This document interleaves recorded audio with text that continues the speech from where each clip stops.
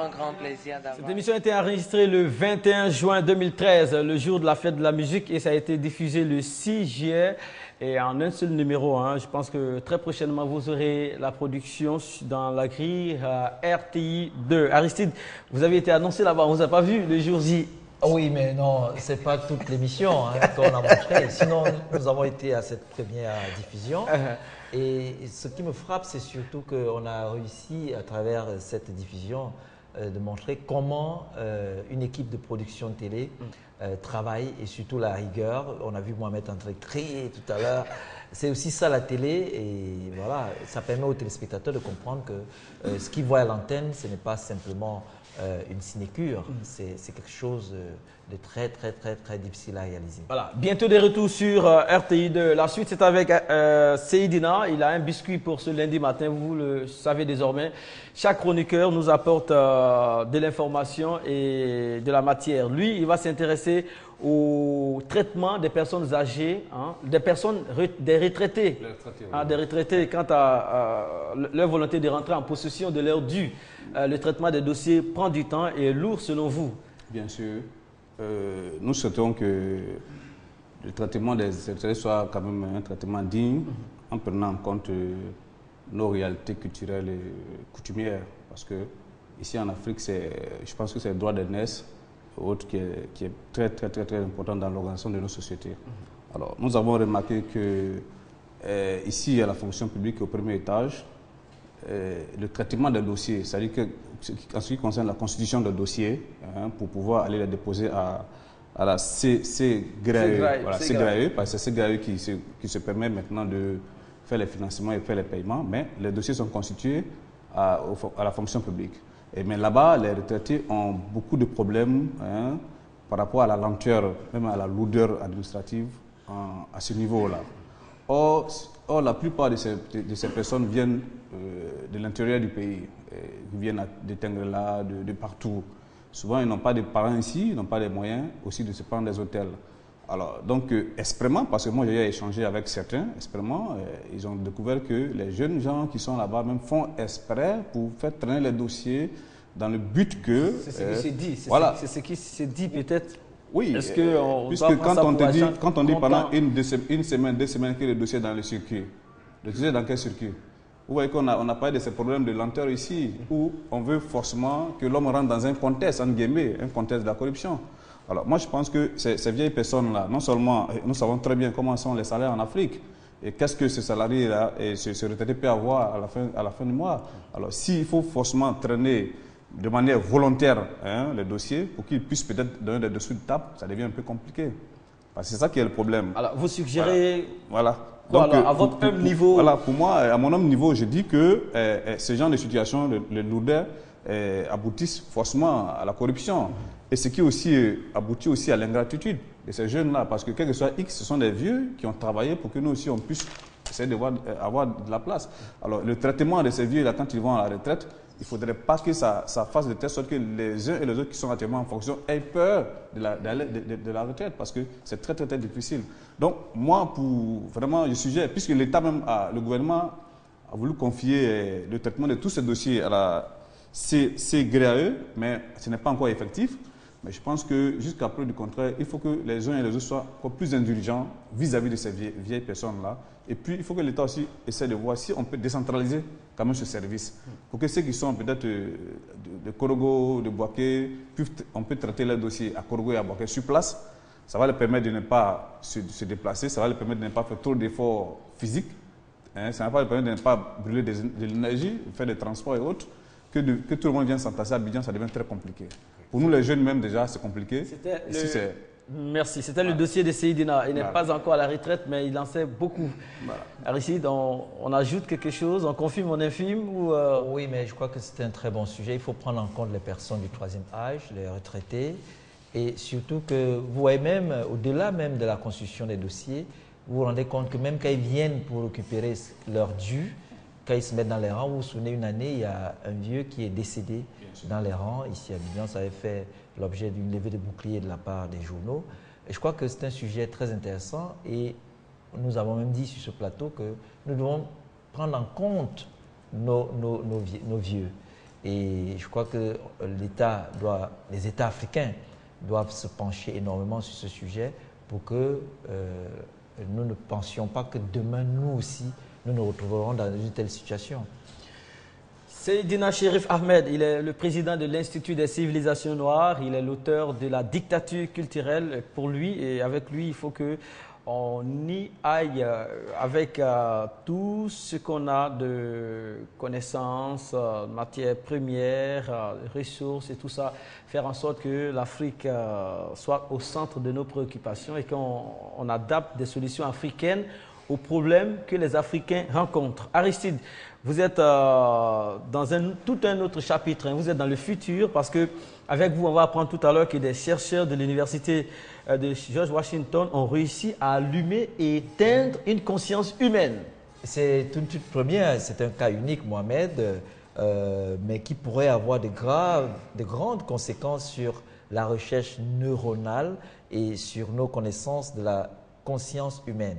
Un sujet encore largement inconnu malgré des décennies de recherche. Des chercheurs, comme tu le disais à l'instant, Mohamed, de l'université George Washington à Washington, ont réussi à allumer et éteindre la conscience d'une femme épileptique en stimulant électriquement une région de son cerveau.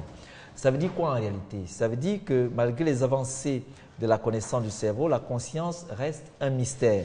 Selon les dernières découvertes, elle serait due à l'intégration de l'activité de différentes parties du cerveau qui imbriqueraient toutes nos perceptions pour en faire une seule et unique expérience. Il faut dire, Mohamed, que de tout temps, même les philosophes qui ont beaucoup travaillé pour l'avancée de notre civilisation, parce que c'est la mère des sciences, les philosophes ont juste parlé de la conscience psychologique et la conscience morale. C'est quoi la conscience psychologique?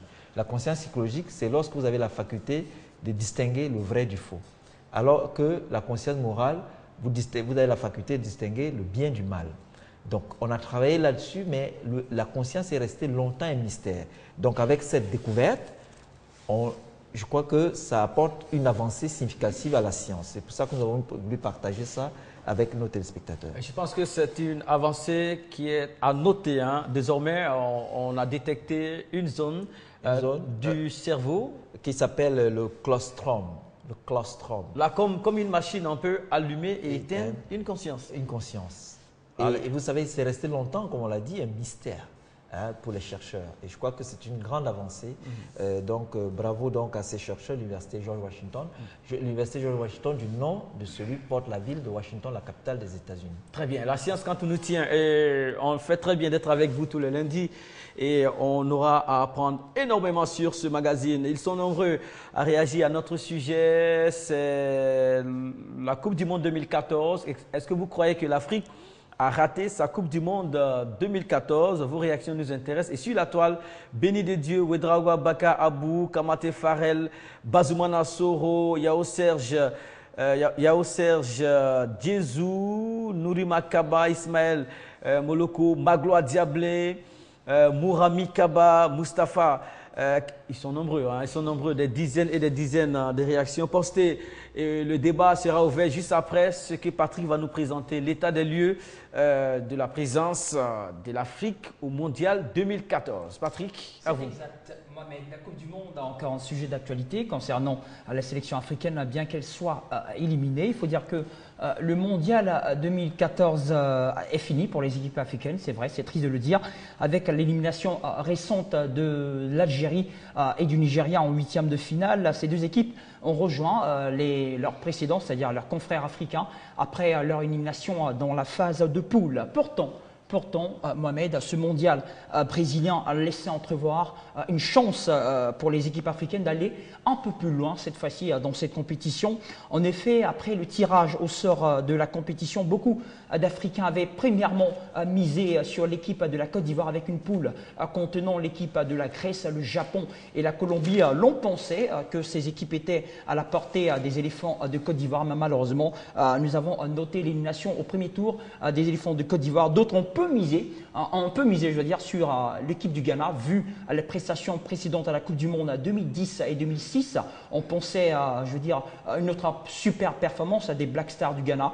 Malheureusement, ils se sont arrêtés au premier tour. Et c'est surtout le Nigeria et l'Algérie, sur qui on ne comptait pas vraiment, je dirais, les pronostics ne les donnaient pas véritablement de faveur, qui ont surpris le continent africain agréablement, il faut le dire, parce que l'Algérie et le Nigeria ont pu se hisser au moins au deuxième tour. Il va falloir noter aussi la prestation étonnante du continent africain. Pourquoi ? Parce que pour la première fois, notre continent africain a pu mettre 2 représentants au deuxième tour. C'est à saluer. Merci Patrick. 22 42 54, le débat est là. Vous pouvez réagir et l'élément qui vous sera présenté tout de suite présente les réactions des personnes interrogées dans la ville d'Abidjan et voici ce qui en est. On garde le contact. Lundi, les Africains ont-ils raté leur Coupe du Monde? Dans l'ensemble, l'équipe africaine, ça n'a pas été mal. Marty, joueur professionnel africain, pourquoi peine-t-il à convaincre en sélection nationale africaine? Le football qui joue en Europe, c'est pas ce qui nous montre ici. Mercredi, relation artiste-agent artistique.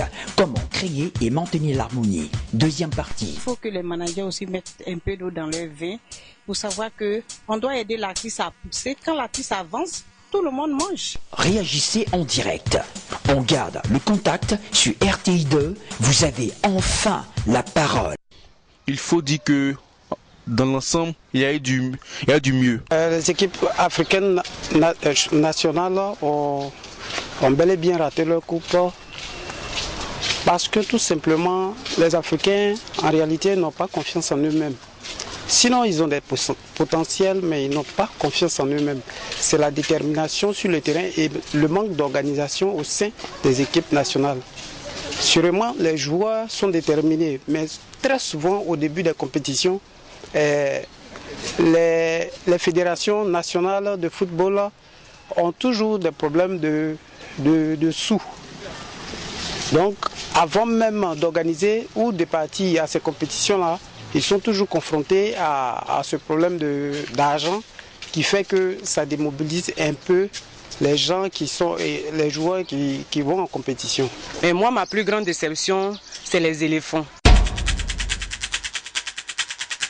Sur ce plateau 22 42 54, Seydina était en train de rire tout de suite et Aristide lui a envoyé la balle.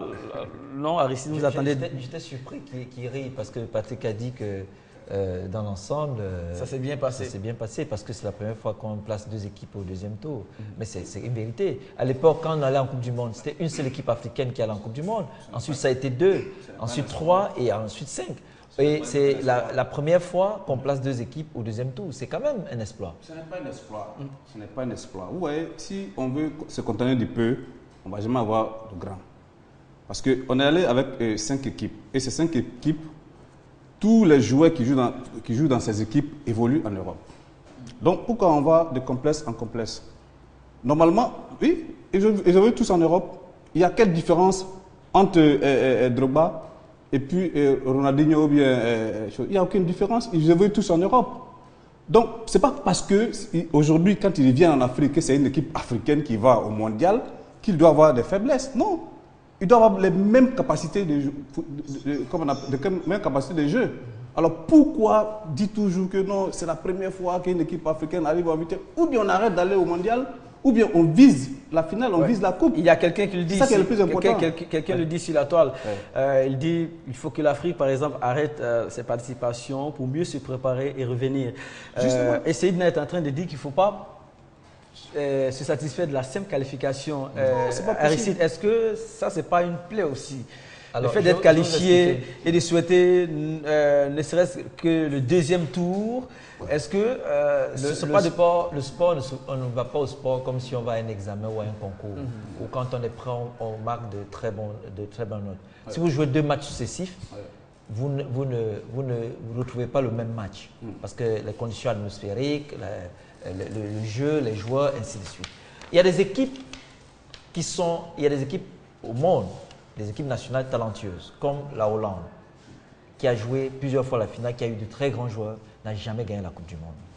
Mais ce n'est pas pourtant que ce n'est pas une grande nation de foot, ce n'est pas une nation qui donne satisfaction à son pays. Bien. Et moi, il est grand temps que l'Afrique aussi donne des exemples. D'accord. Il est grand temps que nous soyons des exemples aussi. On va à Yopougon, on revient tout de suite. Monsieur Kanouté est au 22 42 54. Kanouté, bonjour, bienvenue. Oui, bonjour, c'est M. Kanouté. Voilà, nous parlons de la participation de l'Afrique à la Coupe du Monde. Hein. L'Afrique avec ses équipes, ses arbitres, ses médias, ses supporters et tout. Est-ce que vous croyez que l'Afrique a raté sa Coupe du Monde? Bien sûr.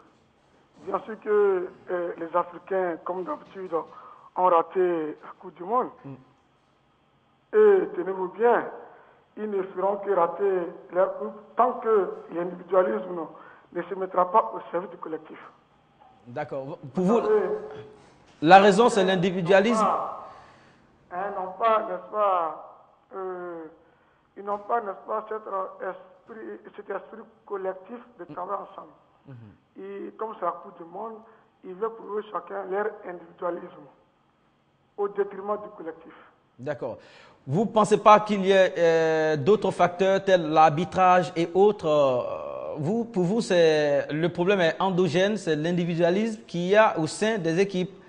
Bon, l'arbitrage n'est pas inhérent, n'est-ce pas, à toute élimination de la Coupe du Monde. Tenez-vous bien, sinon que le pénalty sifflé avec, n'est-ce pas, l'équipe n'était pas vraiment un pénalty, mais c'est fait et on l'assume. Mais pourquoi ne pas alors prendre les taureaux par le corps dès le début, qui attendent vers la fin pour pouvoir se faire justice? D'accord. Alors, avec vous, donc il faut soigner ou trouver une solution à l'individualisme, il faut jouer collectif, c'est ça? Primo, il faut régler avant les matchs, les primes des joueurs. C'est très important. Ça, c'est un autre secteur. Hein? Les primes motivent, n'est-ce pas, les joueurs dans l'avancement de cette coupe. Il faut avoir un moral de fer, avoir le peuple de montrer, être combatif, quel que soit le résultat qui sera produit, même si on prend des défaites, quand on est combatif sur le terrain et quand on vient avec une défaite, on vous accueille comme des héros, comme ce fut le cas de l'Égypte qui a tenu bon et qui a été, n'est-ce pas, reçu au pays comme s'ils avaient rapporté la Coupe du Monde. Merci beaucoup. Merci Kanouté. 22 42 54 pour d'autres réactions. Seydina dit quelque chose. Je pense que si on creuse bien le dessous, il n'a pas trop tort.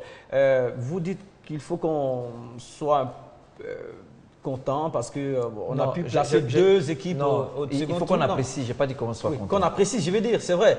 Déjà le deuxième tour, c'est bon à prendre. Le débat, c'est quoi, Mohamed? Les Africains ont-ils raté leur Coupe du Monde? Restons dans le sujet. D'accord. Alors, on dit, nous sommes à 60% d'échecs et 40% de réussite. Nous devons quand même apprécier la réussite. Il y a eu de bonnes choses en Coupe du Monde.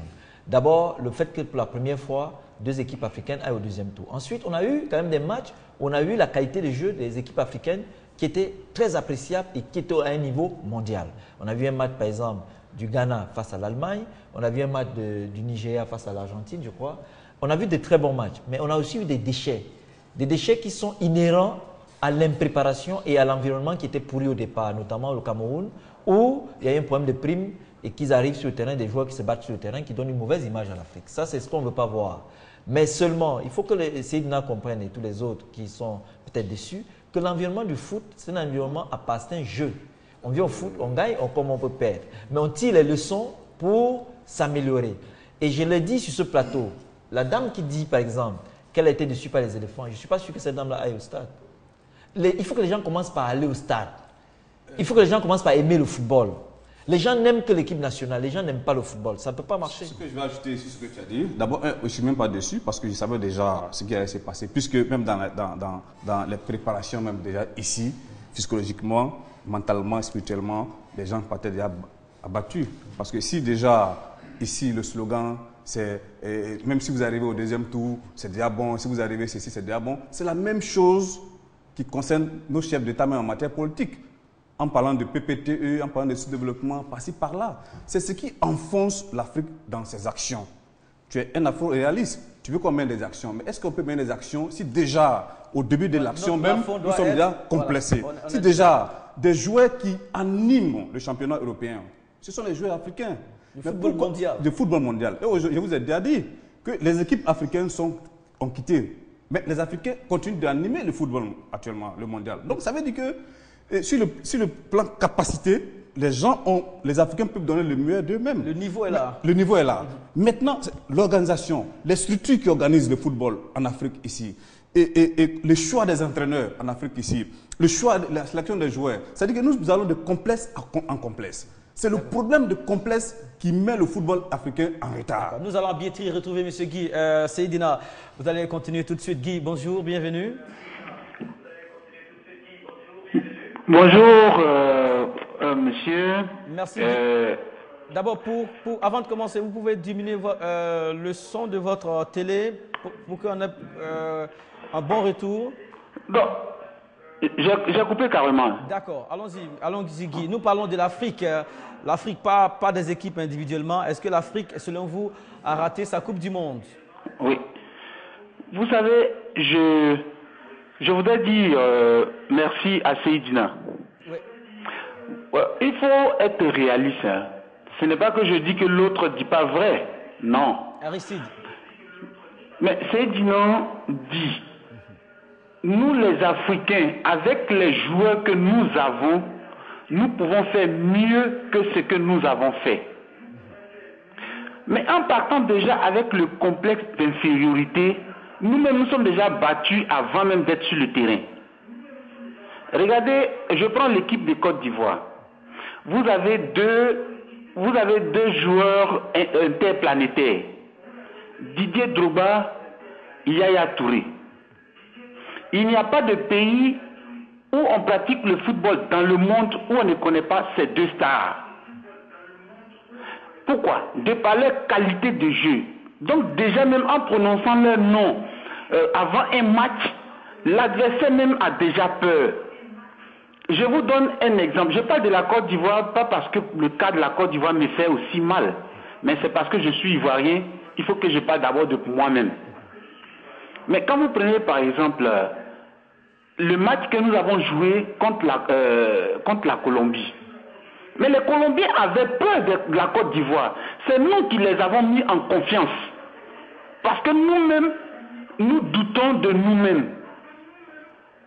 Et c'est pour cela que je dis que si, comme Seydina le dit, si c'est pour aller dans la peur et elle était déjà battue moralement avant le match, c'est pas la peine qu'on parte, parce que je ne voyais pas dans la poule de la Côte d'Ivoire celui qui pouvait nous arrêter. Il n'y en avait pas. Merci beaucoup. Merci. Vous voyez? Merci, c'est bien noté, cher ami. Merci. On permettra à d'autres personnes. Merci. Et surtout, bien des choses à ceux qui nous suivent avec vous. Du côté des Biétry, Aristide, recadrage. Oui, ce que je voulais dire, c'est que Seydina, à la fin, touche du doigt le problème fondamental des équipes africaines. C'est l'environnement, c'est l'encadrement, c'est l'organisation. Mais sachez qu'on peut être même la meilleure équipe. Si on n'est pas bien organisé à la base, on ne pourra rien faire. Ce n'est même pas un problème de complexe, c'est un problème d'organisation. J'insiste là-dessus. En 90, c'était une équipe d'amateurs qui a battu l'équipe championne du monde, l'Argentine. Un match de football, ce n'est pas parce que vous avez des grosses stars que vous gagnez le match. C'est parce que vous êtes bien préparé, bien organisé et bien structuré surtout. Et je dis, je répète, un pays de football commence par les stades, par les championnats, par le championnat national. Il faut que, si les gens aiment vraiment cette équipe nationale de Côte d'Ivoire, on peut même jouer avec si je prends l'exemple de la Côte d'Ivoire, on peut jouer avec les joueurs locaux, comme l'Égypte jouait à l'époque. Mais qu'est-ce qui fait que, Mohamed, les stades sont toujours vides? C'est d'abord là que ça commence, ce n'est pas l'équipe nationale. Les stades sont toujours vides, les gens ne vont pas au stade, les gens n'aiment pas le football. On attend mais les ils attendent les résultats. Ils veulent avoir les résultats sans se donner, sans aimer le football. Il faut aimer le football. Oui, d'une manière, je rejoins Aristide, mais pas que les gens n'aiment pas le football. Vous avez vu, à l'époque, dans les années 86-87, le championnat ivoirien était très bien animé. Oui. On voyait les Yekini qui venaient jouer ici, à la CEV ou à l'Africa, mais qui jouaient dans l'équipe nationale. Le problème de la Côte d'Ivoire, c'est qu'il faut savoir très bien que le ministère du sport, la FIF, c'est des gens qui n'ont jamais rendu compte au peuple de Côte d'Ivoire. Jamais l'Assemblée nationale les a appelés pour dire, venez nous parler et dites-nous quel est le problème qui existe dans le football ivoirien. Et ça fait que ça a tué le football. Ça, c'est le cas de la Côte d'Ivoire. S'il n'y a pas de championnat, ça veut dire qu'il n'y a pas de racines. S'il n'y a pas de racines, mais le cas du Cameroun, c'est la corruption. Justement. Le cas du Cameroun, c'est la corruption. Vous voyez, aujourd'hui, ce n'est pas peut-être pour les mêmes raisons, mais le président, un président élu de la fédération est en prison. Il est en prison pour des détournements. Ça veut dire que si tu détournes à l'endroit où tu travailles, ça veut dire qu'à l'équipe nationale que tu gères, tu ne gères pas aussi bien. Et tu gères peut-être aussi avec du clientélisme. Bon, même s'il est encore pour l'instant présumé innocent, parce que en justice, vous êtes présumé innocent jusqu'à ce qu'il y ait justice. En ce qui concerne la Côte d'Ivoire, je connais plein de jeunes Ivoiriens qui sont obligés d'aller jouer au Burkina. Je n'ai pas dit que la Côte d'Ivoire, sur le plan footballistique, est supérieure au Burkina. Non, on est tous en Afrique. Mais on sait très bien qu'en Afrique, ici, dans l'Afrique de l'Ouest, ils préfèrent contourner. Vraiment, puisqu'il n'y a même pas de championnat. Personne ne va au stade comme tu le dis, mais parce qu'il n'y a pas de championnat en réalité. Ça n'existe pas en réalité. Voilà, l'Afrique a-t-elle raté sa Coupe du Monde au plan continental et les pays, par moment, on pourra les prendre en exemple. Patrick Ndiakan sur la toile, beaucoup de réactions. On va écouter ce que pensent nos internautes de la prestation africaine durant le Mondial 2014. Ils sont très remontés, nos internautes, par rapport à la prestation des équipes africaines et certaines en particulier. Caroline Sophie nous dit « Je ne suis totalement affirmative sur cette question. Le vin est tiré, il faut le boire. Cependant, je dirais qu'il y a du pain sur la planche et que nos différentes fédérations africaines de football doivent prendre le problème à bras le corps pour permettre à nos joueurs d'aller plus loin dans ces compétitions internationale de football. Pendant que M. Edmond Akoussa s'exprime aussi en nous disant « Nous ne pouvons pas affirmer que tous les Africains ont raté leur Coupe du Monde quand on voit des pays comme le Ghana et le Nigeria qui ont donné le meilleur d'eux par amour du drapeau. Certains pays tels que la Côte d'Ivoire qui n'avait pas envie de gagner a totalement raté sa Coupe du Monde. » Monsieur... C'est très fort. Il y a encore plus fort, non, moi j'ai préféré sélectionner cette fois. Parce que, alors, d'accord, je vais le dire. Le fils de l'homme, Williams, ne vous inquiétez pas, le fils de l'homme, Williams, nous dit certains comme la Côte d'Ivoire et le Cameroun ont raté leur Coupe du Monde. Par contre, l'Algérie et le Nigeria et le Ghana n'ont pas démérité. Ils sont sortis la tête haute, même s'ils ne sont pas allés en huitième de finale. Il parle bien sûr du Ghana. Ils sont encouragés. J'ai foi en l'Afrique. Ça ira un jour. Soyons pas découragés.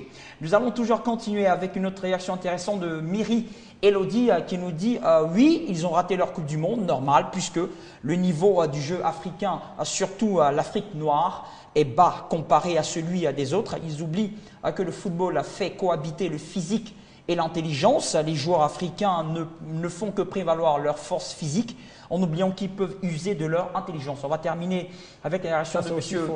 C'est aussi fort. On va terminer avec une dure réaction, permettez-moi, Mohamed. C'est logique. Fadoul Cisco nous dit bien sûr, les Africains, comme d'habitude, ont raté leur Coupe du Monde. Et tenez-vous bien, ils ne feront que rater leur Coupe du Monde tant que l'individualisme ne se mettra pas au service du collectif.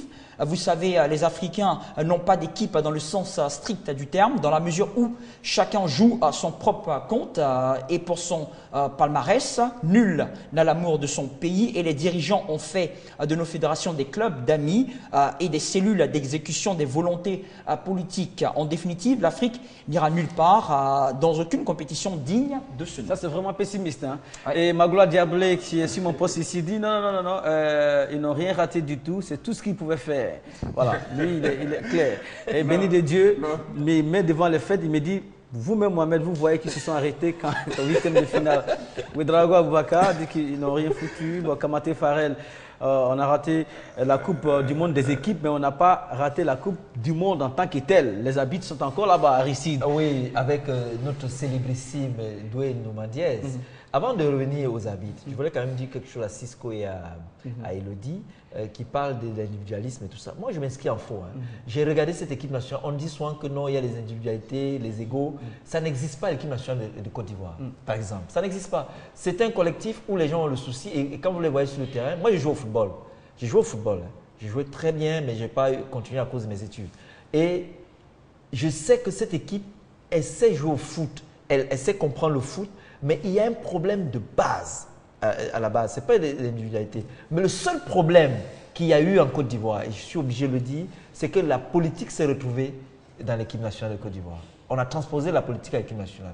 Lorsque c'est un régime qui est là, il y a une partie de la population qui ne veut pas que ce chef d'État la porte la coupe. Lorsque l'autre... Oui, j'assume ce que je dis. C'est ce que je vis dans la société. Maintenant, pour revenir à ceux qui nous représentent en Afrique, les arbitres, vous avez vu le dernier match en quart de finale, c'est Doué Nomandiès qui était 4e arbitre. Et vous avez vu quand il montrait le temps, j'étais très fier de voir cet arbitre-là qui nous a fait honneur et qui a une très bonne note et qui est encore dans la compétition. Merci beaucoup. On a rendez-vous demain et on va profiter pour souhaiter nos condoléances, pour adresser nos condoléances à la famille Touré, le décès du frère cadet à Kolo et à Yaya Touré qui est décédé le 19 juin dernier. C'était le jour d'un match. Voici, vous avez les images de la famille lors de l'inhumation. Merci à vous tous de nous avoir suivis. Patrick, on sera là demain pour la prolongation et aussi on parlera des performances des athlètes. Pourquoi les pros peine à convaincre en sélection nationale africaine. Seydina,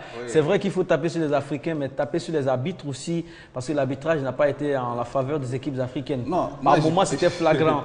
Par moment, ça a été flagrant. C'est vrai, parce que et même s'entendent, nous qu'on est désorganisés, on est complexés et autres, ils sont à l'aise. Vous voyez qu'avant le match entre l'Allemagne, c'est pas quelle équipe, les États-Unis et une équipe, voilà, la Belgique. L'entraîneur américain allait faire un grand chantage sur l'arbitre en disant que l'arbitre comprenait le français. Vous voyez, donc tout de suite, l'arbitre a su que oui, que attention, il a fait une équipe qui est organisée. Vous êtes fort, Seydina. Vous avez entendu tout ça? Oui, bien sûr. Merci. Bien sûr. On a rendez-vous demain 13h15. Merci à Fatou, merci à toute l'équipe. On se retrouve demain 13h15 pour avoir les raisons de la contre-performance de certains pros en sélection nationale africaine, alors que ces pros brillent en équipe étrangère ou en club. Merci, à demain.